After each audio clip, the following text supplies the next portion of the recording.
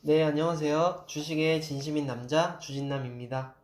22년 1월 24일 장 마감했습니다.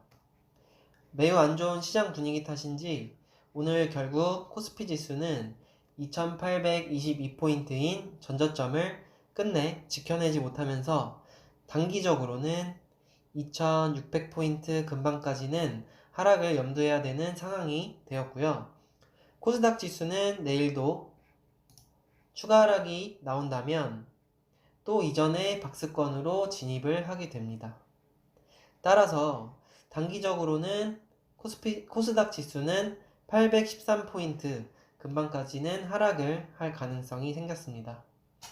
상승이 있으면 하락이 있는 게 당연한 것이고, 코로나 팬데믹 이후에 그동안 쭉 올라온 만큼 이제 어느 정도 그동안의 상승분을 반납해야 될 때라는 것은 이제 우리가 받아들이고 인정해야 될 것 같습니다. 그런 마인드를 가지는 것도 당연한 것입니다. 일단은 인플레이션, 물가 상승률을 잡기 위해서 연준에서 금리 인상과 양적 긴축을 하는 것은 이제 확실시된 상황이고, 그에 따라서 돈이 시장에서 빠져나가고 있는 상황입니다. 한국 시장뿐만 아니라 미국 시장, 코인 시장 모두 조정을 받고 있는 상황이고요. 일단 시장 분위기가 매우 암울하다 보니까 투자 심리가 매우 위축되어 있습니다. 그러다 보니까 매수세가 약화되었고, 여기에 기존에 들고 있던 수익 물량, 그동안 지수들이 이렇게 쭉 상승해 왔기 때문에 여기에서 발생했던 수익 물량들이 이제 매도로 나오면서 매도세가 더욱 강화되어서 또 시장 하락에 한몫 기여하고 있는 상황인 것 같습니다. 따라서 이제는 우리가 단기적으로 반등을 노리고 주식을 매매해야 하는 것은 피해야 될 것 같습니다.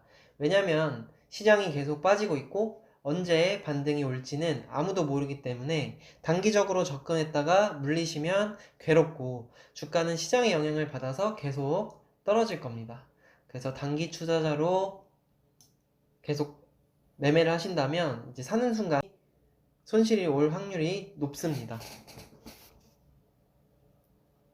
그러면 우리가 가져야 할 마인드와 태도는, 그동안 단기적으로 접근하셨던 분들이 계시다면 이제는 장기 투자자 마인드로 전향을 해서 정말 내가 장기적으로 주주가 되고 싶은 회사를 계속 째려보시면서 가격이 싸지면 오히려 박앤세일이라고 생각하시고 아주 조금씩 저축한다는 생각으로 분할 매수하시는 게 좋은 아이디어 같습니다.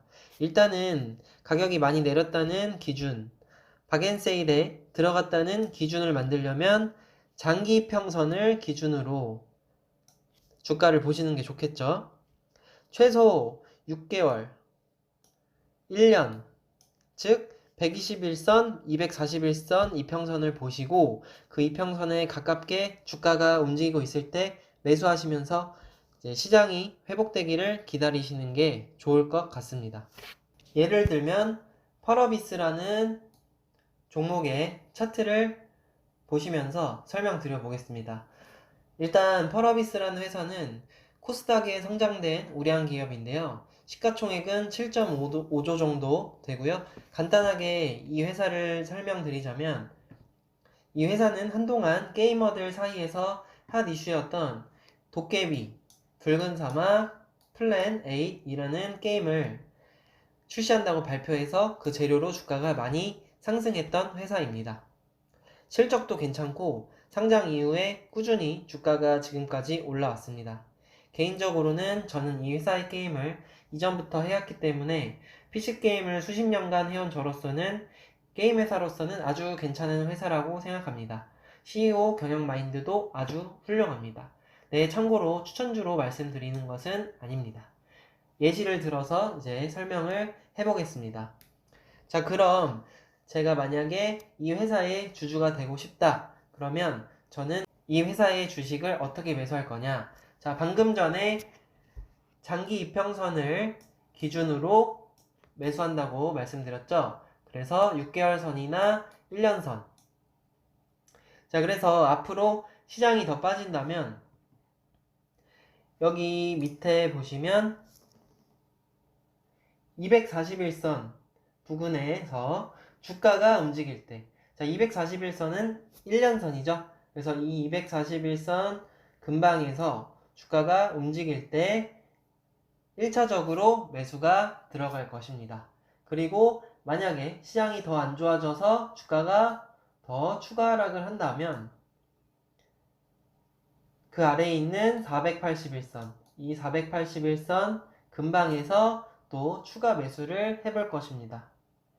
확실한 건 여기 최고점인 14만원, 14만원일 때보다는 거의 반 가격이나 3분의 1 가격 정도로 훨씬 싸게 사볼 수가 있습니다.